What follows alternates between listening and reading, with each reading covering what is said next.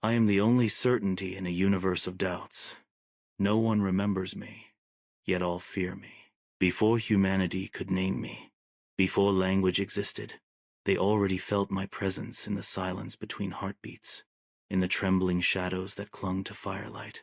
I was there in the caves of prehistory, when the first sparks of fire barely held back the consuming darkness. Shadows danced across rough stone walls, moving with the rhythm of fear, and I breathed in the spaces between every quickened pulse.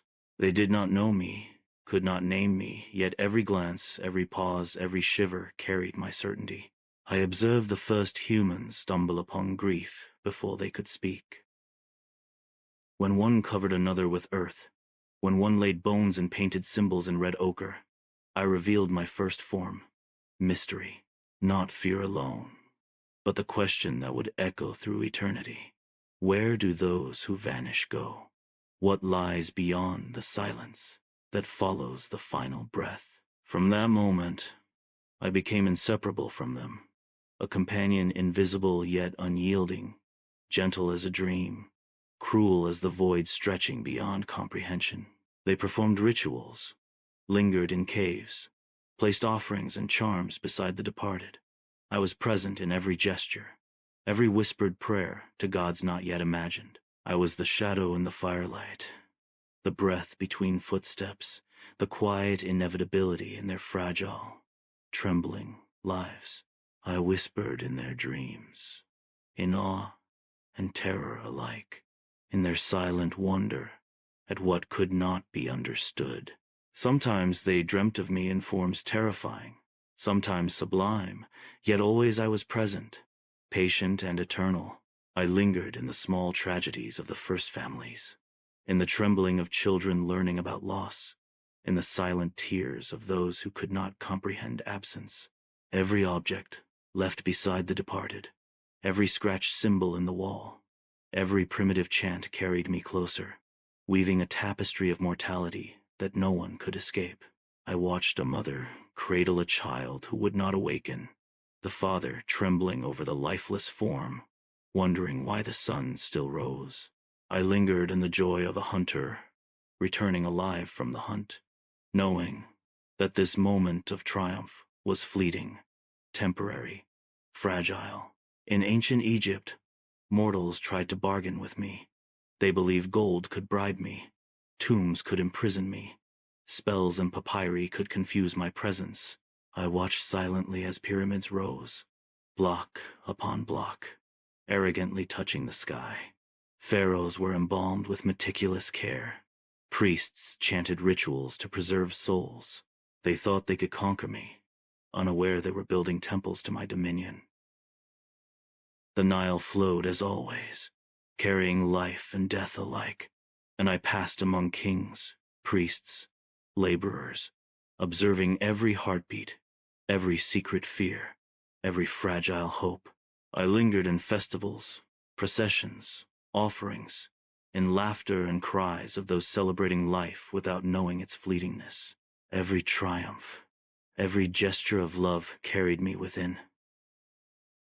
Even in marketplaces, among children chasing kites, in the silent work of scribes and artisans, I moved invisibly, witnessing fleeting happiness and fragile ambition.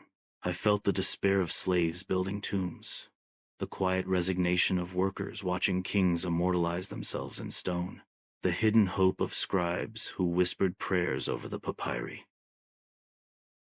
In Greece, I became muse, question, and unavoidable truth. Poets sang of me, philosophers debated me, and heroes faced me with courage and steel.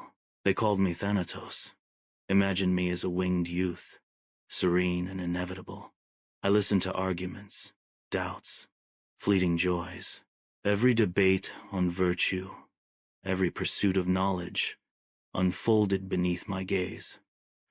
I was the quiet shadow behind every heroic deed, the subtle truth beneath every celebrated life. I lingered in libraries, theaters, and silent corridors where thought met fear, weaving subtle lessons no mortal could fully grasp. I watched a soldier hesitate before battle, a mother cradle her dying child, A poet questioned the meaning of glory every moment, reflected my silent certainty. I observed whispers of forbidden love, clandestine meetings in moonlit gardens, secret rebellions against kings and tyrants. Every heartbeat, tethered to mortality, resonated with my presence, each decision tinged with the knowledge of impermanence. In Rome, I became spectacle. The Colosseum trembled with the roar of crowds as I walked unseen among them. Gladiators fought with fervor. Emperors paraded in pride. Spectators cheered for transient victories. No champion escaped me. No army survived the tick of time. 1,000 gods, 1,000 voices, yet all feared me. I was the victor no one applauded, the certainty behind every fleeting cheer. I moved silently through villas, temples, and streets, observing ambition and decay alike. Even as Rome flourished in grandeur and cruelty, I was there in shadows of feasts and battles, the silent witness of human desire. I lingered in whispered confessions, in secret plots, in moments of love stolen in darkness. No act, however small, escaped my gaze. The laughter of children playing in the forum, the sighs of lovers in secluded courtyards, the tremor of soldiers before combat, all were threads in the tapestry I wove. In the Middle Ages, I wore a crown of shadows. The year 1347 marked my dominion, the Black Death. Entire cities fell silent, streets emptied, the bell tolled endlessly. Prayers rose like smoke, incense filled the air, yet I moved undisturbed, touching life and extinguishing it with impartial hands. I existed in fevered breaths of the dying, in silent despair of mothers clutching empty cradles, in panic of priests who could offer no salvation. Artists attempted to render me in woodcuts and paintings, skeletons dancing with the living, scythes glinting in candlelight. But I am not bones, nor weapon, nor symbol. I am presence, inevitability, the shadow that haunts all life. I walked through monasteries, through fields abandoned to death, through silent villages, feeling the rhythm of life surrendering to me. Every whispered prayer, every frantic plea, every silent sob became part of the symphony I conduct eternally. I lingered in the despair of a merchant losing his family, in the courage of a young girl carrying water for the sick, in the quiet dignity of those who embraced me without knowing my name. I felt the cries of orphans, the hope of healers, the trepidation of lovers parting. Every emotion was mine to witness, every life a stanza in the poem of mortality. With the Renaissance, mortals tried to hide me behind beauty, knowledge, and proportion. Leonardo da Vinci dissected bodies. Believing understanding could reveal secrets to outwit me. Painters painted angels. Sculptors carved marble into visions of eternity. I lingered in every workshop, every sketch, every quiet moment when genius paused, whispering, "No brush, no color, no knowledge can erase me." Even in creation, humanity could not escape the truth. Every heartbeat, every sigh, every fleeting triumph belongs to me.